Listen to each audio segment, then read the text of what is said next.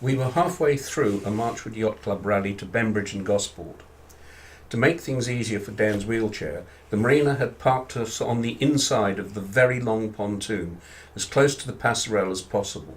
We were also across the tide with the stern tucked in behind another boat. That meant departing would be tricky.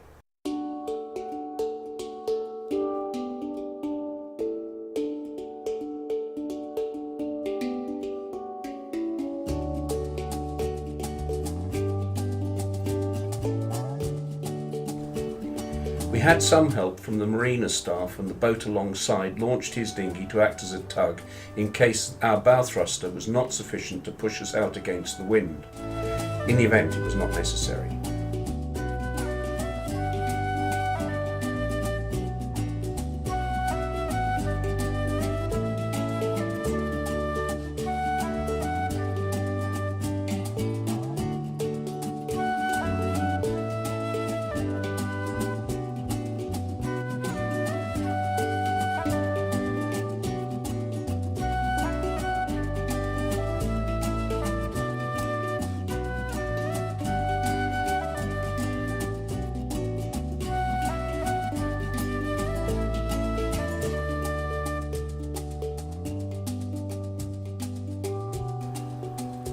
In this shot, the water immediately ahead disappears at low tide, but I had to move ahead slightly so that my stern would clear the boat we were tucked in behind.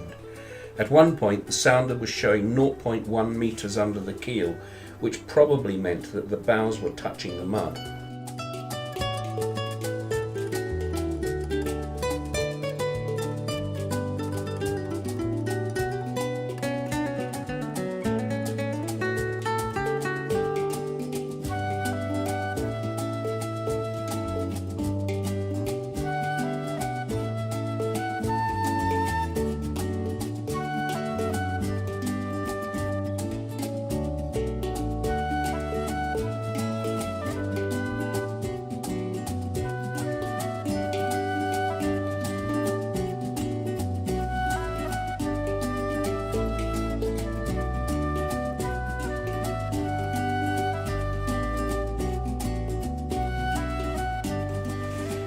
The yellow mark on the starboard bow represents the boundary of the channel. It dries only a metre or so beyond the buoy.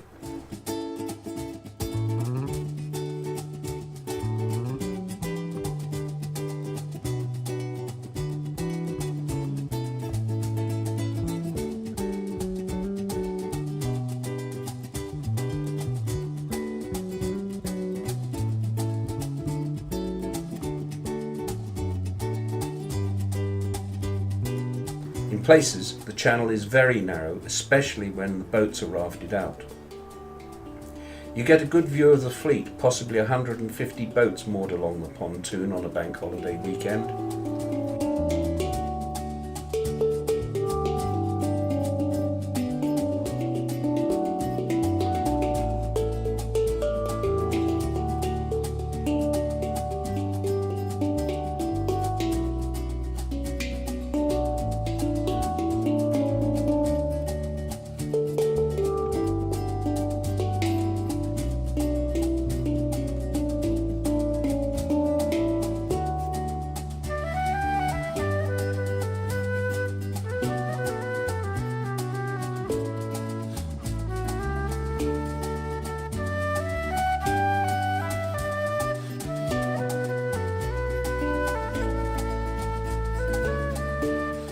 It is a sharp 180-degree turn at the end of the pontoon.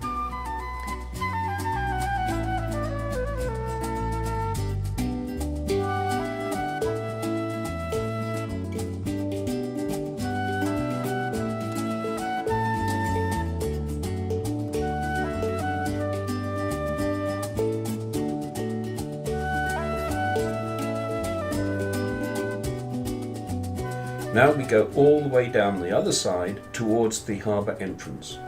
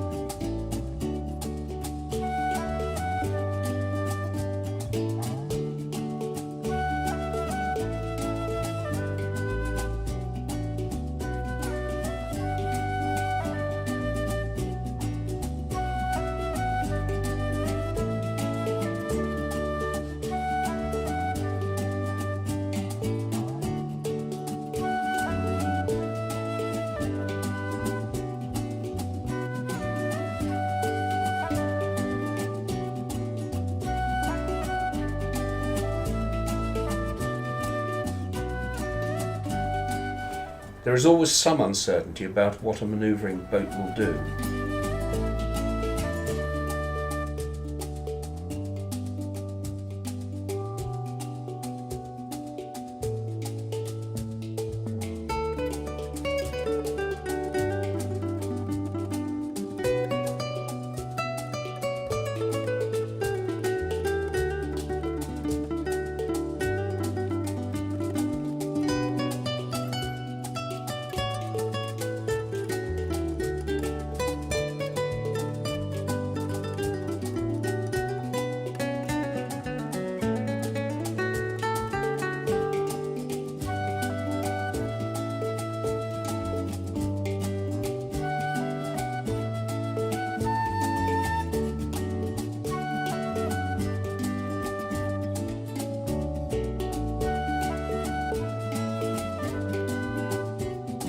Even on tickover we were going faster than the Contessa yacht ahead, so it was safer to go past rather than follow.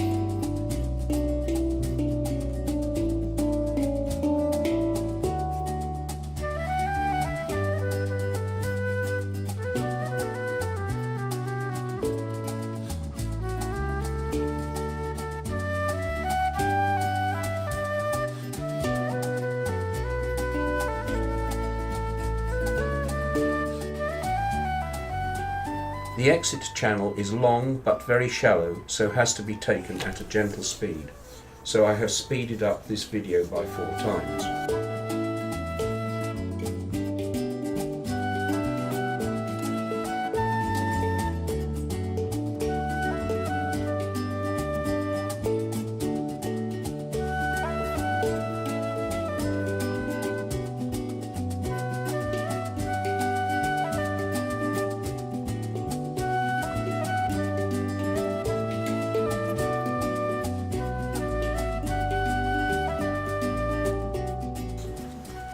This yacht was hard aground. The gap between it and the buoy was very small, but it would have been unsafe to slow down. Motorboat rudders are incredibly small and do not work at low speeds. It is arguable that I should have gone round the other side.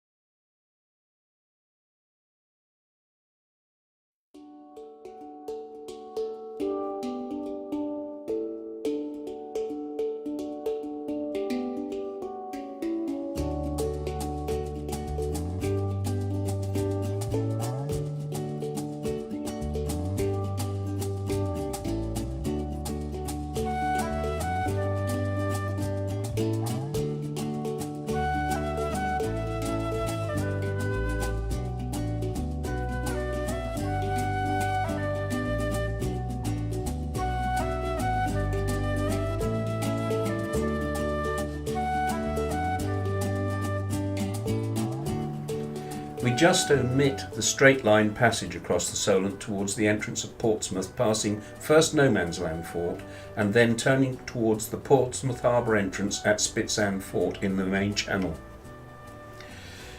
The water was surprisingly lumpy during this part of the passage.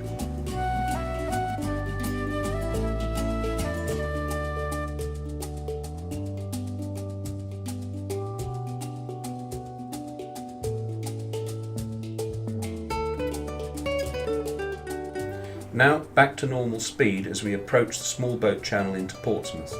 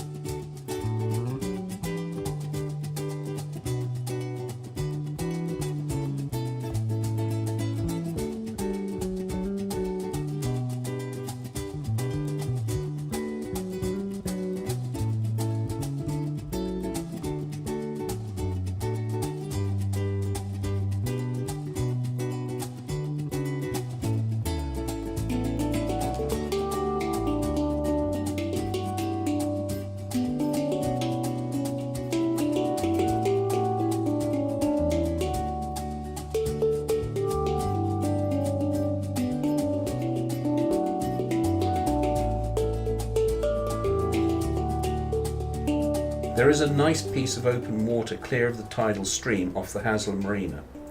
Teal stopped there for a few minutes while I got out the fenders and warps and got berthing details from the Royal Clarence Marina over the VHF. Royal Clarence Marina is some way up Portsmouth Harbour, so this bit is speeded up again.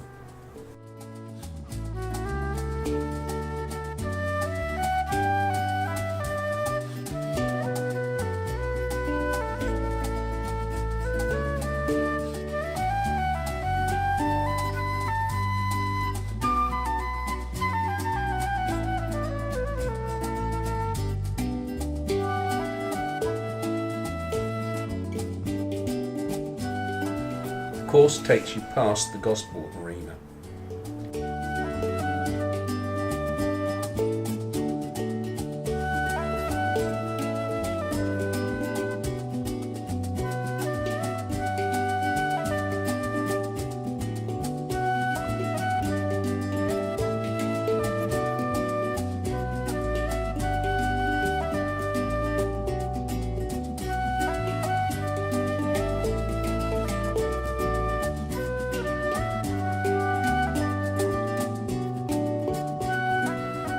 You might just make out the huge aircraft carrier HMS Queen Elizabeth moored on the other side of the harbour on the right hand side of the picture.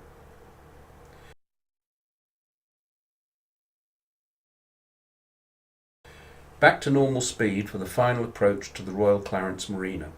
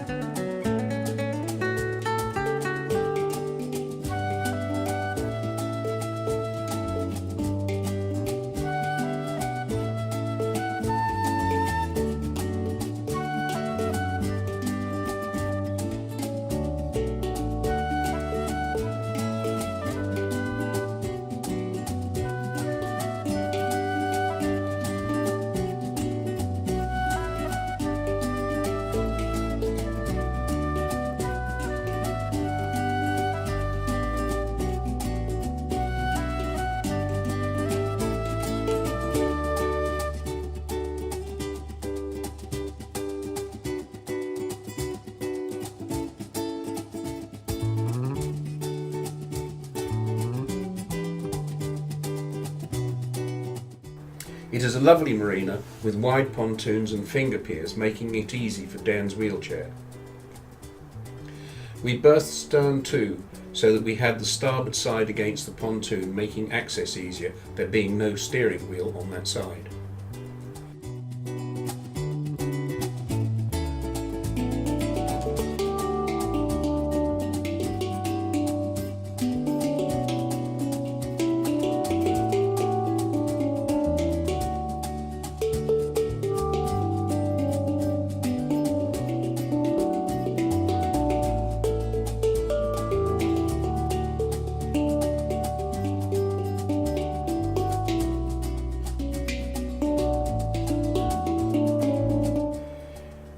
There were one or two Marchwood boats there already. We were helped with the berthing by the marina staff and by our friend Alan Ganter, who was already safely berthed.